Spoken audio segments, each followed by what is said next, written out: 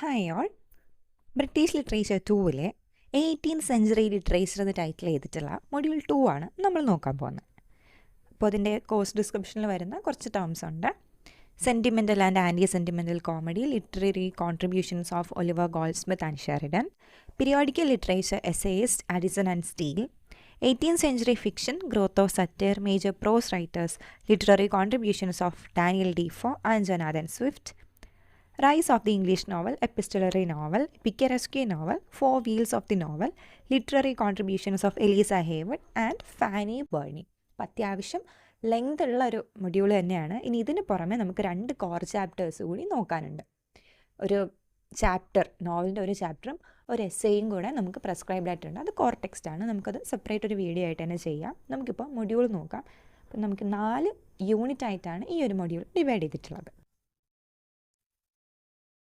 അപ്പോൾ ആദ്യത്തെ മൊഡ്യൂളിൽ 18th സെഞ്ച്വറി ലിറ്ററേച്ചറിൻ്റെ ഒരു തുടക്കം എങ്ങനെയാണെന്ന് ആദ്യം നോക്കാം. The 18th century marks a significant phase in the development of English drama. അപ്പോൾ ഇംഗ്ലീഷ് ഡ്രാമയിൽ എന്തൊക്കെയോ വലിയ വലിയ മാറ്റങ്ങൾ നടന്ന ഒരു സമയം കൂടെയാണ് 18th സെഞ്ച്വറി എന്ന് പറയുന്നത്. After the immoral and witty restoration comedy of manners, English theatre move towards moral reform. നമ്മൾ ആദ്യത്തെ മൊഡ്യൂളിൽ തന്നെ കുറച്ച് കാര്യങ്ങൾ പഠിച്ചപ്പോൾ റെസ്റ്റോറേഷൻ കോമഡി അല്ലെങ്കിൽ കോമഡി ഓഫ് മാനേഴ്സ് എന്ന് പറഞ്ഞിട്ടൊരു സംഭവം പഠിച്ചിട്ടുണ്ടായിരുന്നു. അതായത് അവർക്ക് തോന്നുന്ന രീതിയിൽ നാടകങ്ങൾ അവതരിപ്പിക്കാൻ തുടങ്ങി. ഒരു മോറൽ ഇതുമില്ല.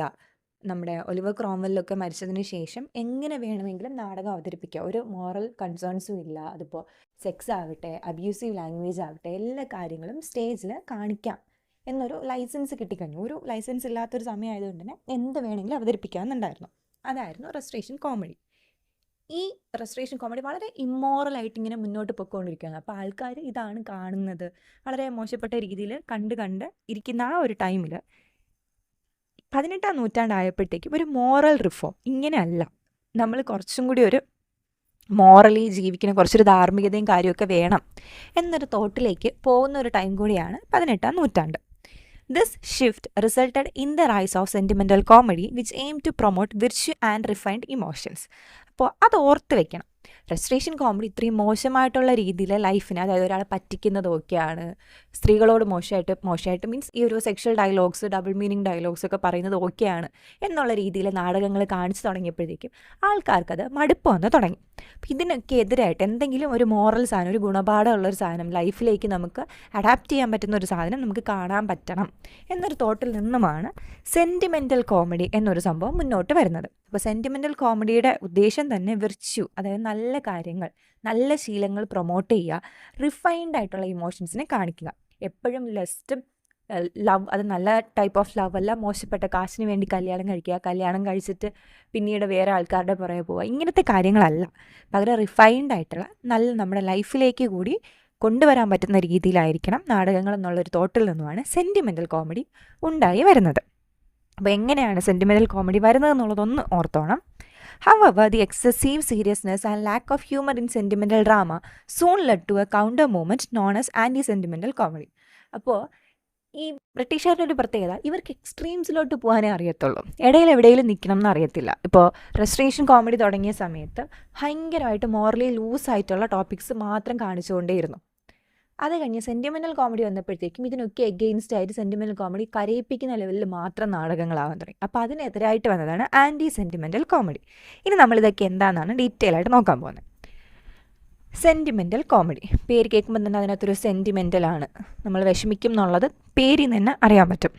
Sentimental comedy developed in the early 18th century as a reaction against the indecency and cynicism of restoration drama. അപ്പോൾ റെസ്റ്റോറേഷൻ ഡ്രാമയുടെ ഇൻഡീസൻ്റ് ആയിട്ടും വളരെ സിനിക്കായിട്ടും ആൾക്കാരെല്ലാവരും തെറ്റുകാരെല്ലാവരും മോശപ്പെട്ടവർ. ഒരു നാടകം എടുത്തു കഴിഞ്ഞാൽ ഭാര്യയ്ക്ക് വേറൊരാളുമായിട്ടൊരു റിലേഷൻഷിപ്പ്, ഭർത്താവിന് വേറൊരു ആളുമായിട്ട് റിലേഷൻഷിപ്പ്, ഇങ്ങനെ മോശപ്പെട്ട രീതിയിൽ ആൾക്കാർ ചിത്രീകരിച്ചു കൊണ്ടിരുന്ന റെസ്റ്റോറേഷൻ ഡ്രാമയ്ക്ക് എതിരായിട്ടുള്ളൊരു റിയാക്ഷനായിട്ടായിരുന്നു 18ാം നൂറ്റാണ്ടിൻ്റെ തുടക്കത്ത് ഉണ്ടായി വന്ന നമ്മുടെ സെൻറ്റിമെൻ്റൽ കോമഡി എന്ന് പറയുന്നത്. അപ്പോൾ പേരിൽ മാത്രമേ ഇവിടെ കോമഡി എന്നൊരു സാധനം ഉണ്ടായിരുന്നുള്ളൂ, അതിപ്പോൾ മനസ്സിലാവും.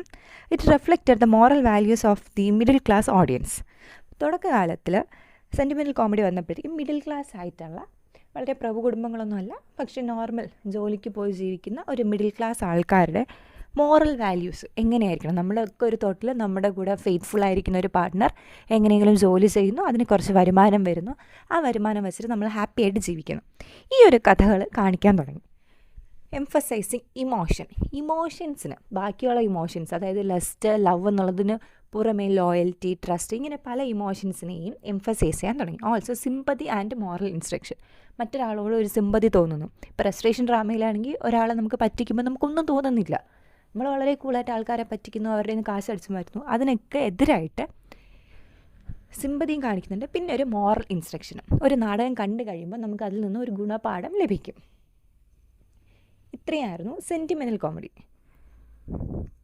ഇനി അതിൻ്റെ മേജർ പ്ലേ റൈറ്റ്സ് എന്ന് പറയുന്നത്, ഒന്ന് സർ റിച്ചാർഡ് സ്റ്റീൽ, അദ്ദേഹത്തിൻ്റെ ദി കോൺഷ്യസ് ലവേഴ്സ് നമുക്ക് സെൻറ്റിമെൻ്റൽ കോമഡിയുടെ ഒരു ഉദാഹരണമായിട്ട് പറയാം. Then George Lillo, the London merchant, Colley Cibber, love's last shift. ഈ ലവ്സ് ലാസ്റ്റ് ഷിഫ്റ്റാണ് ഏറ്റവും പ്രധാനപ്പെട്ട ഒരു സെൻറ്റിമെൻ്റൽ കോമഡി ആയിട്ട് പറയുന്നത്. അപ്പോൾ ഇതിൽ നിന്ന് അറ്റ്ലീസ്റ്റ് ഒരു ഓതറിനെയെങ്കിലും നോക്കി വയ്ക്കുക, ഒരു ഡ്രാമയൊന്ന് നോക്കി വയ്ക്കുക. ഇനി നമുക്ക് ക്യാരക്ടറിസ്റ്റിക്സ് ഓഫ് സെൻറ്റിമെൻ്റൽ കോമഡി നോക്കാം. ഒരു സെൻറ്റിമെൻ്റൽ കോമഡിക്കകത്ത് നമുക്ക് എന്തൊക്കെയാണ് കാണാൻ പറ്റുന്നത്? ഒന്ന്, focus on pathos and emotional appeal. അതിനൊരു പ്ലോട്ടിന് അവർ കൂടുതലായിട്ടും ഒരു ഇമ്പോർട്ടൻസ് കൊടുത്തിരുന്നു. ഇപ്പോൾ റെസ്ട്രേഷൻ കോമഡിയിൽ പ്ലോട്ടൊന്നും വേണ്ട, എന്തെങ്കിലുമൊക്കെ ഡബിൾ മീനിങ് ജോക്സും ഡയലോഗ്സും ഒക്കെ മതി. പക്ഷെ അത് പോരാ, ഒരു പ്ലോട്ട് വേണം, പിന്നെ ഒരു ഇമോഷണൽ അപ്പീലും ഉണ്ടായിരിക്കണം. കഥ കാണുമ്പോഴേക്കും നമുക്ക് ഏതെങ്കിലും ഒരു ക്യാരക്ടറുമായിട്ട് കണക്ട് ചെയ്യാൻ പറ്റുന്ന രീതിയിലാണ് സെൻറ്റിമെൻ്റൽ കോമഡീസ് എഴുതിയിട്ടുള്ളത്. Then idealised characters who are morally perfect. പിന്നെ ഒരു പ്രത്യേകത, ഈ നാടകം നമ്മൾ കാണുമ്പോഴത്തേക്കും ക്യാരക്ടേഴ്സ് എല്ലാവരും വളരെ വളരെ പെർഫെക്റ്റ് ആയിരിക്കും. എല്ലാ ക്യാരക്ടേഴ്സും ഐഡിയൽ ക്യാരക്ടേഴ്സാണ്. പെർഫെക്റ്റ് ആയിട്ട് നമ്മളൊരു ക്യാരക്ടറിനെ കണ്ടു കഴിഞ്ഞാൽ തന്നെ ഇതുപോലെ ആയിരിക്കണം മനുഷ്യരെന്ന് തോന്നുന്ന ലെവൽ അത്രയും പെർഫെക്റ്റ് ആയിട്ടുള്ള ക്യാരക്ടേഴ്സാണ് സെൻറ്റിമെൻ്റൽ കോമഡിയിൽ ഉണ്ടായിരുന്നത്. Emphasise on domestic life and middle class values. അപ്പോൾ നമ്മുടെ റെസ്ട്രേഷൻ കോമഡിയിലൊക്കെ വരുന്നത് കൂടുതലും അരിസ്റ്റോക്രാറ്റുകൾ, ഉയർന്ന വർഗത്തിലുള്ള ആൾക്കാർ, അതായത് കാശ് കൂടുതലുള്ള ആൾക്കാർ, ഹൈ ക്ലാസ് ആൾക്കാരുടെ കഥകളായിരുന്നെങ്കിൽ ഇവിടെ domestic life of middle class പീപ്പിളിനെയാണ് കാണിക്കാൻ തുടങ്ങിയത്. മധ്യവർഗം, ജോലിക്ക് പോയി ജീവിക്കുന്ന ഒരു മധ്യവർഗത്തിൻ്റെ കഥയാണ് ഇവിടെ സെൻറ്റിമെൻ്റൽ കോമഡിയിൽ കാണിച്ചുകൊണ്ടിരുന്നത്. Then clear moral lessons, virtue is rewarded, vice punished. Clear ആയിട്ട് ഒരു ഗുണപാഠം ലഭിക്കും അവസാനം എത്തുമ്പോഴത്തേക്കും. അതായത് നന്മയ്ക്ക് വിജയം ഉണ്ടാകുന്നു, തിന്മ തോൽക്കുന്നു. വിർച്വു, നല്ല സ്വഭാവത്തിനാണ് വിർച്വു എന്ന് പറയുന്നത്. വിർച്യുവിനൊരു റിവാർഡ് കിട്ടും. ഒരു വളരെ ദരിദ്രനായിട്ടുള്ളൊരു മനുഷ്യനാണ് കഥയുടെ തുടക്കത്തിൽ സംഭവിക്കുന്നതെങ്കിൽ കഥ അവസാനിക്കുന്ന സമയമാകുമ്പോഴത്തേക്കും അയാൾക്ക് അവിടെ നിന്നും കുറച്ച് കാശൊക്കെ കിട്ടി അയാളുടെ ലൈഫ് സെറ്റാവുന്നു. എന്നാൽ അതേ സമയത്ത് ഒരു വില്ലൻ ക്യാരക്ടർ ഉണ്ടാകുമല്ലോ, മോശം സ്വഭാവമുള്ളത്, അയാൾക്ക് പണിഷ്മെൻറ്റ് കിട്ടും. ഇപ്പോൾ കൃത്യമായിട്ട് പറഞ്ഞു കഴിഞ്ഞാൽ പണ്ട് നമ്മുടെ കളിക്കുടിക്കയിലേക്ക് അപ്പു ദൊപ്പു എന്ന് പറഞ്ഞിട്ടൊരു ക്യാരക്ടർ വരും. അപ്പു നല്ലൊരു കുട്ടിയും ദൊപ്പു മോശപ്പെട്ട കുട്ടിയും. അപ്പോൾ എല്ലാവരും പറയുന്നത് അനുസരിക്കുന്നു. അവസാനം അപ്പുവിന് നന്മയുണ്ടാകുന്നു, ദൊപ്പുവിന് മോശമായിട്ടുള്ളൊരു രീതി വരും. ഇതൊക്കെ വരുന്നത് നമ്മുടെ ഈ ഒരു സെൻറ്റിമെൻ്റൽ കോമഡിയിൽ നിന്നുമാണ്. തുടക്കത്തിൽ വിർച്വസ് ആയിട്ടുള്ള നല്ല ക്യാരക്ടേഴ്സിന് അവസാനം നന്മയുണ്ടാവും, മോശം ക്യാരക്ടറിന് അവസാനം ശോകമായിട്ടുള്ള എന്തെങ്കിലും ഒരു കാര്യം സംഭവിക്കും. Comedy replaced by seriousness and tearful scenes. ഇവിടെ എത്തിയപ്പോഴാണ് ഈ ഒരു സെൻറ്റിമെൻ്റൽ കോമഡിക്ക് പ്രശ്നം വരാൻ തുടങ്ങിയത്. കോമഡി രൂപത്തിലാണ് ഈ ഒരു നാടകങ്ങൾ ഇൻട്രൊഡ്യൂസ് ചെയ്തതെങ്കിൽ പോലും പിന്നീട് പതിയെ കോമഡി എന്നൊരു സാധനം ഇതിൻ്റെ ഉള്ളിൽ നിന്ന് നഷ്ടപ്പെടാൻ തുടങ്ങി. കോമഡിയേ ഇല്ല, വളരെ സീരിയസ് ആയിട്ട് കഥകൾ പോകാൻ തുടങ്ങി. നാടകം തുടങ്ങുന്ന സമയം മുതൽ ഒരാളിൻ്റെ അവസ്ഥ ശോക അവസ്ഥ ആണെങ്കിൽ അത് കാണിച്ച് നമ്മളെ കരയിപ്പിക്കുന്ന സീൻസ് മാത്രം. പിന്നെ അതിലെവിടെയാണ് കോമഡി ഉണ്ടാവുക? ഇങ്ങനെയായി മാറി നമ്മുടെ സെൻറ്റിമെൻ്റൽ കോമഡിയേ ഇല്ലാണ്ട് സെൻറ്റിമെൻറ്റ്സ് മാത്രം വന്ന ആൾക്കാർ കഥ കാണാൻ വന്നിട്ട് കരഞ്ഞിട്ട് തിരികെ പോകുന്നൊരവസ്ഥ. എന്നാൽ ട്രാജഡി പോലും അല്ല, പക്ഷെ നമ്മൾ ഇരുത്തി കരയിക്കുന്ന രീതിയിലാണ് സെൻറ്റിമെൻ്റൽ കോമഡി പോയിക്കൊണ്ടിരിക്കുന്നത്. അതുകൊണ്ട് തന്നെ ഇതിന് ക്രിട്ടിക്കൽ ഡ്രോബാക്സ് ഉണ്ടായി. അതിൻ്റെ കാര്യങ്ങൾ എന്തൊക്കെയാണ്? Absence of genuine laughter. നിങ്ങൾക്ക് ഈ ഒരു പോയിൻറ്റ്സും കൂടെ ക്യാരക്ടറിസ്റ്റിക്സ് ഓഫ് സെൻറ്റിമെൻ്റൽ കോമഡിയിൽ എഴുതാവുന്നതാണ്. അപ്പോൾ ജെന്യുവിനായിട്ട് ചിരിപ്പിക്കുന്ന ഒരു മൊമെൻറ്റ് പോലും നാടകത്തിൻ്റെ ഉള്ളിൽ കാണാൻ പറ്റാണ്ടായി. Then over moralisation of drama. ഒരു ഡ്രാമയ്ക്കകത്ത് ഒരു ക്യാരക്ടറിൻ്റെ എല്ലാം നല്ല ക്വാളിറ്റീസ് മാത്രം, അതുകൊണ്ട് തന്നെ ഓവർ മോറലൈസേഷൻ. ഇത്രയും നല്ലൊരു വ്യക്തിനെ നമുക്ക് കാണാൻ പറ്റില്ല. അത്രയും നന്മ കാണിച്ചു തുടങ്ങിയപ്പോൾ തന്നെ ആൾക്കാർക്ക് ആ ഒരു ഓവർ മോറലൈസേഷൻ ഇഷ്ടപ്പെടാണ്ടായി തുടങ്ങി. Then character appear artificial and unrealistic. ഒരു എന്ത് ചെയ്താലും നമ്മളെ ഒരാൾ കൊല്ലാൻ വന്നു കഴിഞ്ഞാൽ പോലും നമുക്ക് അയാളോട് സ്നേഹം തോന്നുന്നു, അല്ലെങ്കിൽ അയാളോട് ക്ഷമിക്കാൻ തോന്നുന്ന ഒരു ലെവൽ, അത്രയും നന്മ കാണാൻ തുടങ്ങിയപ്പോഴത്തേക്കും ക്യാരക്ടർ വളരെ ആർട്ടിഫിഷ്യലായിട്ട് തോന്നാൻ തുടങ്ങി, റിയലിസ്റ്റിക് അല്ല. നമ്മളെ ദ്രോഹിക്കുന്ന ഒരാളിനോട് നമുക്ക് പെട്ടെന്നൊന്നും may be over the course of time അയാളോട് ക്ഷമിക്കാൻ പറ്റുമായിരിക്കാം, പക്ഷെ ആ മൊമെൻറ്റിൽ തന്നെ ക്ഷമിക്കുന്നതൊന്നും വളരെ അൺറിയലിസ്റ്റിക് ആയിട്ട് ആൾക്കാർക്ക് തോന്നാൻ തുടങ്ങി. അപ്പോൾ ആ ഒരു ക്യാരക്ടേഴ്സിനെ പോർട്രേ ചെയ്യുന്ന രീതി തന്നെ വളരെ ആർട്ടിഫിഷ്യലായിട്ടും അൺറിയലിസ്റ്റിക് ആയിട്ടും തോന്നാൻ തുടങ്ങി. Then drama becomes closer to moral sermons than comedy. അപ്പോൾ ഇതൊരു കോമഡിയാണ്, ഇത് കണ്ടാൽ നമ്മൾ ചിരിക്കും കരുതി പോകുമ്പോൾ അതൊരു പ്രീച്ചിങ് ആയിട്ട് നമ്മൾ എന്തൊക്കെയോ ഇരുത്തി ഗുണപാഠ കഥ പഠിപ്പിക്കുന്നത് പോലെ ആവാൻ തുടങ്ങി. അതുകൊണ്ട് തന്നെ ആൾക്കാർക്ക് ഒരു മടുപ്പ് തോന്നാൻ തുടങ്ങി. ഒരു മോറൽ സെർമൻസ്, ഗുണപാഠ കഥകൾ പള്ളിയിലൊക്കെ നമ്മൾ ഇരുത്തി പഠിപ്പിക്കുന്നത് പോലത്തെ, അതായത് നമ്മുടെ മൊറാലിറ്റി പ്ലേസ് ഓർമ്മയിലെ അതുപോലെ ആവാൻ തുടങ്ങി. അപ്പം തന്നെ ആൾക്കാർക്ക് ഒരു മടുപ്പ് വരാൻ തുടങ്ങി. ഇത്രയാണ് സെൻറ്റിമെൻ്റൽ കോമഡിയിൽ ഓർക്കേണ്ട കാര്യം. അടുത്ത് വരുന്നതാണ് rise of anti sentimental comedy. അപ്പം ആൻറ്റി എന്ന് പറയുമ്പോൾ ANTI എന്ന് പറയുമ്പോൾ തന്നെ എതിരായിട്ടുള്ളത്. അപ്പോൾ ആൻറ്റി സെൻറ്റിമെൻ്റൽ കോമഡി എന്ന് പറയുമ്പോൾ സെൻറ്റിമെൻ്റൽ കോമഡിക്ക് എതിരായിട്ടുള്ളത്. സോ ഇതിൻ്റെ ഒന്നാമത്തെ point need for a reaction. By the mid-18th century, critics and dramatists felt that sentimental comedy has destroyed the spirit of comedy. അപ്പോൾ 18ാം നൂറ്റാണ്ടിൻ്റെ തുടക്കത്തിലാണ് നമുക്ക് ഈ ഒരു സെൻറ്റിമെൻ്റൽ കോമഡി എന്ന ആശയം ഉണ്ടായത്. 18ാം നൂറ്റാണ്ടിൻ്റെ പകുതി ആയപ്പോഴേക്കും എഴുത്തുകാർക്കും നിരൂപകർക്കും ഒക്കെ മനസ്സിലായി നമ്മളിങ്ങനെ നാടകം എഴുതിയിട്ട് ഒരു കാര്യമില്ല. സെൻറ്റിമെൻ്റൽ കോമഡി എന്ന് പറയുന്ന ഒരു സംഭവം തുടങ്ങിയതിന് ശേഷം കോമഡിയുടെ സ്പിരിറ്റ് തന്നെ ഇല്ലാണ്ടായിപ്പോയി. ഒരു നാടകശാലയിൽ നിന്നും ഒരു ചിരി പോലും കേൾക്കാനില്ല. ഒരു കോമഡി പ്ലേ കണ്ടിട്ട് ആൾക്കാർ കരഞ്ഞുകൊണ്ടാണ് ഇറങ്ങി വരുന്നത്. അപ്പോൾ അതിലെവിടെയാണ് ചിരിക്കാനോ ഒന്നുമില്ല. അതുകൊണ്ട് തന്നെ ഡ്രാമയുടെ ഒരു സ്പിരിറ്റ് നശിച്ചു എന്നുള്ളൊരു തോട്ട് ഇവിടെ വരാൻ തുടങ്ങിയിട്ടുണ്ട്. Anti sentimental comedy arose to restore humor, wit, satire and lively characters while still maintaining moral decorum. ഇവർ തീരുമാനിച്ചു, അപ്പോൾ റെസ്റ്റോറേഷൻ ഡ്രാമയുടെ തെറ്റെന്തായിരുന്നു? അവർ ഭയങ്കരമായിട്ട് മോശം രീതിയിൽ മനുഷ്യനെ ചിത്രീകരിക്കാൻ തുടങ്ങി, ഓവർ സെക്ഷുവലായിട്ട് കാര്യങ്ങൾ ചെയ്യാൻ തുടങ്ങി. ഇനി സെൻറ്റിമെൻ്റൽ കോമഡി എടുത്തപ്പോൾ എന്താ പറ്റിയത്? അവർ ഓവറായിട്ട് നമ്മളെ കരയിപ്പിക്കാൻ തുടങ്ങി. ഇവർ തീരുമാനിച്ചു, നമുക്കൊരു കാര്യം ചെയ്യാം, നമുക്കൊരു പുതിയൊരു കൈൻഡ് ഓഫ് കോമഡി കൊണ്ടുവരാം. അതിനകത്ത് എന്തുണ്ടാവും? ഹ്യൂമർ ഉണ്ടാവും, വിറ്റ്, അതായത് ഇൻ്റലിജൻസ് ഉണ്ടാവും, ആക്ഷേപഹാസ്യം. അപ്പോൾ ആക്ഷേപഹാസ്യം വരുമ്പോൾ തന്നെ മോറലി എന്തൊക്കെയോ നല്ല കാര്യങ്ങൾ നമുക്ക് ആൾക്കാർക്ക് പറഞ്ഞു കൊടുക്കാൻ പറ്റും, പക്ഷെ പ്രീച്ച് ചെയ്യാണ്ട് തന്നെ. ഇത് തെറ്റാണ്, നിങ്ങളിങ്ങനെ ചെയ്യരുത് കേട്ടോ എന്ന് പറയുന്നതിനേക്കാളും തെറ്റ് ചെയ്യുന്ന ഒരാളിനെ നമ്മൾ കളിയാക്കുന്ന രീതിയിൽ അത് പ്രസൻറ്റ് ചെയ്യുമ്പോൾ ജനങ്ങൾക്ക് തന്നെ അത് മനസ്സിലാവും. ദെൻ ലൈവ്ലി ക്യാരക്ടേഴ്സ്, എല്ലാ ക്യാരക്ടേഴ്സും ഭയങ്കര നന്മ കൊണ്ട് അങ്ങ് നന്മ മരങ്ങൾ മാത്രം ആക്കാണ്ട് യഥാർത്ഥ മനുഷ്യരെ പോലെ ഇരിക്കുന്ന മോശ സ്വഭാവം നല്ല സ്വഭാവം ചേർത്ത ക്യാരക്ടേഴ്സിനെ ആക്കി കഴിഞ്ഞാൽ, എന്നിട്ട് മോറൽ ഡിക്കോറം, ഈ ഒരുപാട് ഡബിൾ മീനിങ് ഡയലോഗ്സോ മോശപ്പെട്ട സീൻസോ ഒന്നും ചിത്രീകരിക്കാതെ പ്യുവറായിട്ട് കോമഡി വെച്ചിട്ട് എങ്ങനെ നമുക്ക് നാടകങ്ങൾ എഴുതാൻ പറ്റും എന്ന് mid-18th century ആയപ്പോഴത്തേക്കും ആൾക്കാർ ചിന്തിക്കാൻ തുടങ്ങി. അപ്പോൾ അവരുടെ എയിംസ് എന്ന് പറഞ്ഞു കഴിഞ്ഞാൽ ആൻറ്റി സെൻറ്റിമെൻ്റൽ കോമഡിയുടെ എയിംസ്, അവരുടെ ലക്ഷ്യങ്ങൾ എന്തൊക്കെയായിരുന്നു? ഒന്ന്, to bring back true comic laughter, യഥാർത്ഥത്തിലുള്ള പൊട്ടിച്ചിരി കൊണ്ടുവരിക. പക്ഷേ അതെങ്ങനെ ആയിരിക്കരുത്? ഡബിൾ മീനിങ്ങിലൂടെ ആയിരിക്കരുത്. നല്ല രീതിയിൽ റെസ്റ്റോറേഷൻ കോമഡി പോലത്തെ കോമഡി അല്ല. നമുക്ക് കണ്ടു കഴിഞ്ഞാൽ ചിരിക്കാൻ തോന്നുന്ന, നമുക്ക് കുറേ പഴയ മലയാളം മൂവീസ് കാണുമ്പോഴത്തേക്കും വെറുതെ ചിരി വരും. അതിൽ ആൾക്കാർ ഒന്ന് ഡയലോഗ് പറഞ്ഞില്ലെങ്കിൽ പോലും എക്സ്പ്രഷൻ ഇട്ട് തന്നെ നമ്മളെ ചിരിപ്പിക്കും. ആ കൈൻഡ് ഓഫ് ഒരു സംഭവങ്ങളൊക്കെ ആയിരുന്നു ആൻറ്റി സെൻറ്റിമെൻ്റൽ കോമഡിയിലും ഉണ്ടായിരുന്നത്. Then portray real human follies. മനുഷ്യന്മാർ എല്ലാവർക്കും അബദ്ധങ്ങൾ പറ്റും.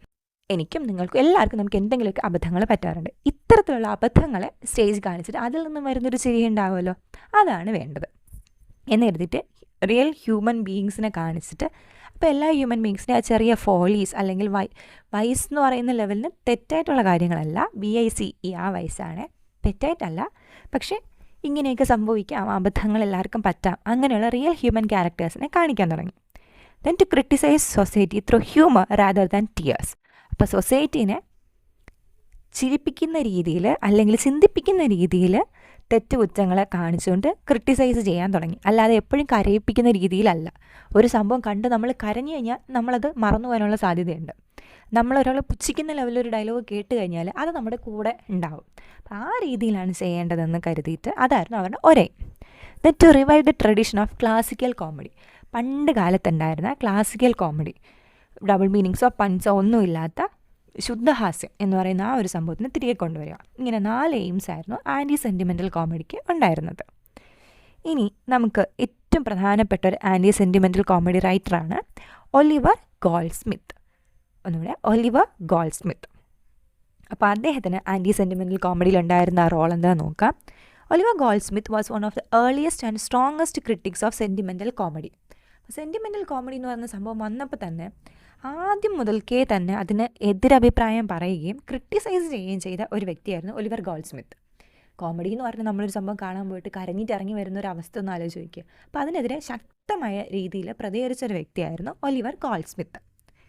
In his essay, A Comparison Between Laughing and Sentimental Comedy, he argued that comedy should expose follies through laughter, not sentimental tears. അദ്ദേഹത്തിൻ്റെ essay നിങ്ങൾക്ക് ഓർമ്മയില്ലെങ്കിലും ഈ ഒരു പേര് കേട്ട് കഴിഞ്ഞാൽ മേ ബി ഒരു one word question who's the author of a comparison between laughing and sentimental comedy എന്ന് ചോദിച്ചു കഴിഞ്ഞാൽ അത് ഒലിവർ ഗോൾഡ്സ്മിത്ത് ആണെന്ന് ഓർക്കാനുള്ളൊരു സംഭവം നമുക്ക് ഓർമ്മയുണ്ടായിരുന്നാൽ മതി. എന്തായാലും ഇത് മാത്രം ഓർത്താൽ മതി. അദ്ദേഹമാണ് ആദ്യം തന്നെ നമ്മുടെ സെൻറ്റിമെൻ്റൽ കോമഡിക്ക് എതിരായിട്ട് സംസാരിച്ചത് ഒലിവർ ഗോൾഡ്സ്മിത്ത് ആണ്. അപ്പോൾ അദ്ദേഹത്തിൻ്റെ ഈ എസ്സേയിൽ അദ്ദേഹം പറഞ്ഞൊരു കാര്യമുണ്ട്. കോമഡി എന്ന് പറയുന്നത് ഒരിക്കലും നമ്മളെ കരയിച്ചുകൊണ്ടല്ല ചിന്തിപ്പിക്കേണ്ടത്. കോമഡി എന്ന് പറയുന്നത് നമ്മളെ എപ്പോഴും എന്ത് ചെയ്യിപ്പിക്കണം, ഒരാളുടെ തെറ്റുകുറ്റങ്ങൾ എക്സ്പോസ് ചെയ്തിട്ട് അതിൽ നിന്നും ചിരി ഉണ്ടാക്കിയിട്ട് ഓക്കെ ഞാനിപ്പോൾ അയാൾ ചെയ്ത ഒരു തെറ്റ് കണ്ട് ചിരിച്ചു, ഇനി ഞാൻ ഈ തെറ്റ് ചെയ്യാൻ പാടില്ല എന്ന് നമുക്കൊരു ബോധം ഉണ്ടാകണം. അല്ലാതെ ഒരാൾക്ക് വന്നൊരു കാര്യം കണ്ട് നമ്മൾ കരഞ്ഞിട്ട് ആ കരച്ചിൽ അവിടെ കണ്ണീര് തുടച്ച് എണീക്കുമ്പോഴത്തേക്കും അത് മാറിപ്പോകാൻ പാടില്ല എന്ന് പറഞ്ഞൊരു വ്യക്തി ഇവിടെ ആയിരുന്നു ഒലിവർ ഗോൾഡ്സ്മിത്ത്. അദ്ദേഹം ക്രിട്ടിസൈസ് ചെയ്യുക മാത്രമല്ല ചെയ്തത്. അപ്പോൾ ആൾക്കാരിങ്ങനെ പറയത്തില്ലോ, എന്നാൽ പിന്നെ താൻ ഇത്ര അങ്ങ് കുറ്റം പറയുകയാണെങ്കിൽ നല്ലൊരു കോമഡി താൻ എഴുതി കാണിക്കുന്ന ആൾക്കാർ എന്തായാലും പറഞ്ഞിട്ടുണ്ടാവുമല്ലോ. അപ്പോൾ ആ ഒരു ചലഞ്ച് ഏറ്റെടുത്ത് ഒലിവർ ഗോൾഡ്സ്മിത്ത് നല്ല രീതിയിൽ പ്ലേസ് എഴുതാനും തുടങ്ങിയിരുന്നു. അദ്ദേഹത്തിൻ്റെ 2 മേജർ പ്ലേസാണ് നമുക്ക് നോക്കാനുള്ളത്. The good natured man and she stoops to conquer. അപ്പോൾ ആൻറ്റി സെൻറ്റിമെൻ്റൽ കോമഡിയുടെ ഏറ്റവും മികച്ച ഒരു സൃഷ്ടി എന്ന് പറയുന്നതാണ് ഷീ സ്റ്റൂപ്സ് ടു കോൺക്വർ. ഈ 2 നാടകങ്ങളിലും ഈ ഷീ സ്റ്റൂപ്സ് ടു കോൺക്വറിൻ്റെ പേരെങ്കിലും ഓർത്ത് വയ്ക്കുക. ഒലിവർ ഗോൾഡ്സ്മിത്തിൻ്റെ നാടകങ്ങളാണ് ഇത് രണ്ടും. ഇനി അദ്ദേഹത്തിൻ്റെ ലിറ്റററി കോൺട്രിബ്യൂഷൻസ് നമുക്ക് നോക്കാം. സെപ്പറേറ്റ് ആയിട്ട് തന്നെ നമ്മുടെ സിലബസിൽ എടുത്ത് പറയുന്നുണ്ടത്. ആദ്യം ഓർക്കേണ്ടത് revival of laughing comedy. Goldsmith reintroduced fast humour, mistaken identity and lively dialogue which has disappeared from sentimental drama. അദ്ദേഹം ആദ്യം ചെയ്തത് ചിരിക്കുന്ന കോമഡികളെ തിരികെ കൊണ്ടുവരികയാണ് ചെയ്തത്. സെൻറ്റിമെൻ്റൽ കോമഡി എന്ന് പറയുമ്പോൾ അത് ക്രൈയിങ് കോമഡി ആയിരുന്നു. ഇവിടെ അദ്ദേഹം പക്ഷേ ചിരിക്കുന്ന കോമഡികൾ തിരികെ കൊണ്ടുവന്നു. ഫാഴ്സ്, എന്തെങ്കിലുമൊക്കെ നമ്മൾ തെറ്റ് പറ്റിപ്പോണം, അബദ്ധത്തിൽ നിന്നും വരുന്ന ഹ്യൂമർ.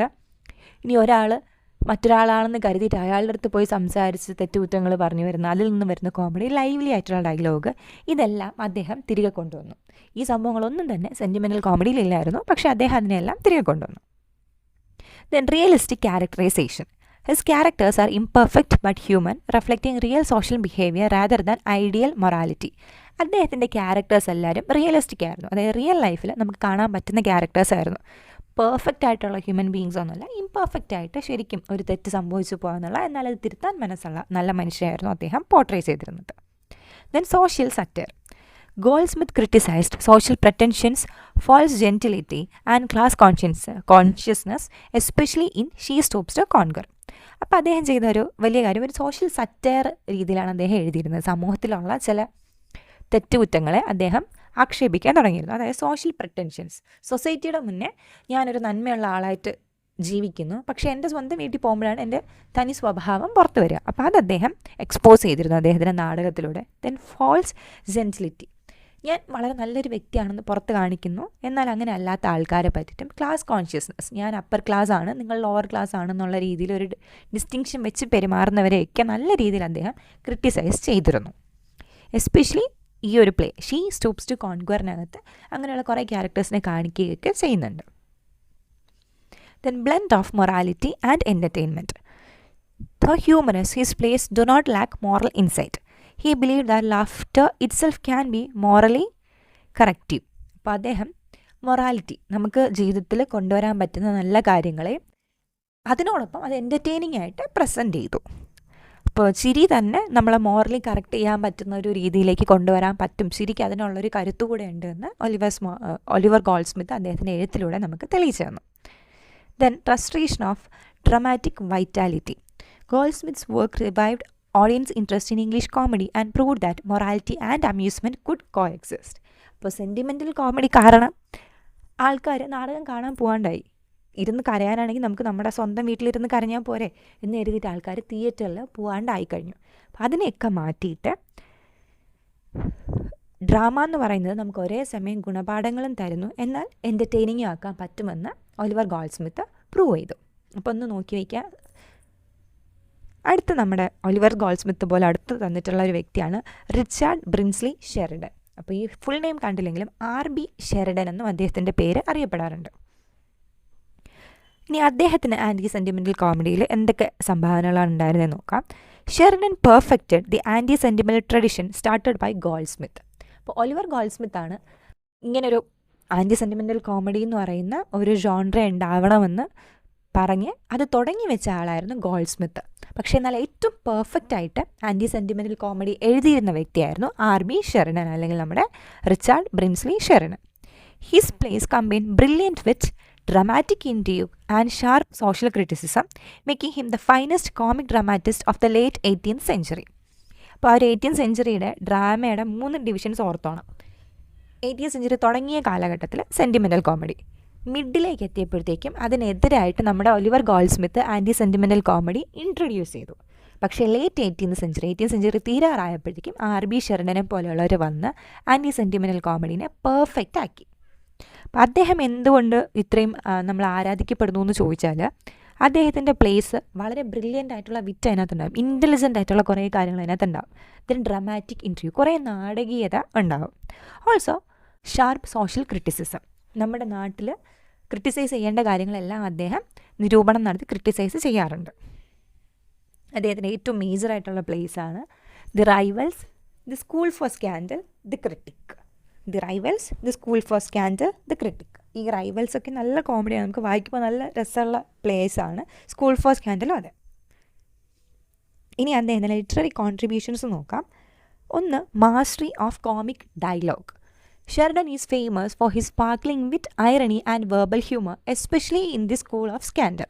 അപ്പോൾ അദ്ദേഹത്തിൻ്റെ സ്കൂൾ ഓഫ് സ്കാൻഡൽ എന്ന് പറയുന്ന കഥയ്ക്കകത്ത് ഈ മിസ്റ്റേക്കൺ ഐഡൻറ്റിറ്റിയും കാര്യമൊക്കെ തന്നെയാണ്. നമുക്ക് നന്നായിട്ട് ചിരി വരും, കാരണം നല്ല ഇൻ്റലിജൻ്റ് ആയിട്ട് ഈ പ്ലോട്ട് തന്നെ നല്ല രീതിയിൽ അദ്ദേഹം കൊണ്ടുവരും. പിന്നെ ഐറണി, വിരോധാഭാസമൊക്കെ കൊണ്ടുവരും. വെർബൽ ഹ്യൂമർ, ഡയലോഗ് പറയുന്ന രീതിയിൽ പോലും അദ്ദേഹം കോമഡി കൊണ്ടുവരാൻ ശ്രമിച്ചിട്ടുണ്ട്. Then exposure of social hypocrisy. His plays attack gossip, scandal mongering and moral pretense among the upper classes. സൊസൈറ്റിയുടെ ഒരു ഹിപ്പോക്രസി, അതായത് ഒരു ഡബിൾ സ്റ്റാൻഡേർഡ് അദ്ദേഹം എക്സ്പോസ് ചെയ്യാറുണ്ട്. ആൾക്കാർ ഇരുന്ന് ഗോസിപ്പ് അടിക്കുന്നതും ഇല്ലാത്തൊരു കാര്യം പറഞ്ഞ് പരത്തി ഒരാളിൻ്റെ വാല്യൂ ഇടിക്കാൻ നോക്കുന്നത്, അങ്ങനത്തെ കാര്യങ്ങൾ. ദെൻ സ്കാൻഡൽ മോങ്കറിങ്, ഇല്ലാത്തൊരു സ്കാൻഡൽ ഉണ്ടാക്കിയെടുക്കുക. എനിക്കിഷ്ടമില്ലാത്ത ഒരാളെ പറ്റിയിട്ട് ഞാൻ എന്തെങ്കിലും തെറ്റായിട്ടുള്ളൊരു കാര്യം പല ആൾക്കാരോടും പറഞ്ഞ് പരത്തുന്നതിനാണ് സ്കാൻഡൽ മോങ്കറിങ് എന്ന് പറയുന്നത്. ദെൻ ഓൾസോ മോറൽ പ്രിട്ടൻസ്, ഞാനൊരു നല്ല വ്യക്തിയാണെന്ന് ഞാൻ കാണിക്കും, പക്ഷേ ഞാൻ അടിയിൽ കൂടി അയാൾക്കെതിരായിട്ട് ചെയ്യും. Memorable comic characters. അപ്പോൾ അദ്ദേഹത്തിൻ്റെ ക്യാരക്ടേഴ്സിൻ്റെ സൃഷ്ടിയിൽ പോലും വളരെ യുണീക്കായിട്ടുള്ളത് കൊണ്ട് തന്നെ നമ്മളിപ്പോഴും സെലിബ്രേറ്റ് ചെയ്യുന്ന കുറേ ക്യാരക്ടേഴ്സ് ഉണ്ട്. Characters such as Mrs Malaprop, sir Peter Teazle and lady Sneerwell are enduring figures in English drama. അപ്പോൾ ഇതിൽ മിസ്സിസ് മാലപ്രോപ്പ് എന്ന് പറഞ്ഞൊരു ക്യാരക്ടർ റൈവൽസ് എന്നുള്ള പ്ലേയിൽ നിന്നുള്ളതാണ്. ആ ക്യാരക്ടറിനെ വെച്ചിട്ട് തന്നെ പിൽക്കാലത്ത് മാലപ്രോപ്പിസം എന്നൊരു വേർഡ് തന്നെ ഉണ്ട്. പ്രോപ്പിൻ്റെ ക്യാരക്ടർ തന്നെ നല്ലൊരു കോമഡി ക്യാരക്ടറാണ്. അവർക്ക് ഇംഗ്ലീഷിൽ കുറേ വാക്കുകൾ അറിയാം, പക്ഷേ അതിൻ്റെ മീനിങ് കറക്റ്റായിട്ട് അറിയില്ലെങ്കിലും തെറ്റായ സ്ഥലത്ത് ആ വാക്ക് കയറിങ്ങ് ഉപയോഗിക്കും.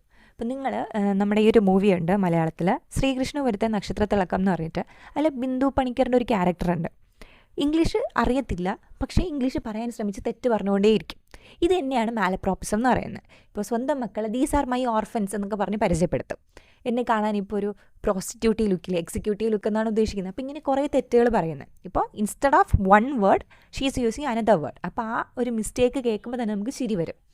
ദെൻ മായാവി മൂവിയിൽ മമ്മൂക്ക പറയുന്ന ഡയലോഗ്സിനകത്തൊക്കെ കുറേ ഇത് വരുന്നുണ്ട്, സാറിന് എൻ്റെ ആദരാഞ്ജലികൾ എന്നൊക്കെ പറഞ്ഞിട്ട്. അപ്പോൾ അതായത് നമ്മൾ കറക്റ്റ് വേർഡ് യൂസേജ് യൂസ് ചെയ്യാണ്ട് തെറ്റിക്കുന്നതിനെയാണ് മാലപ്രോപ്പിസം എന്ന് പറയുക.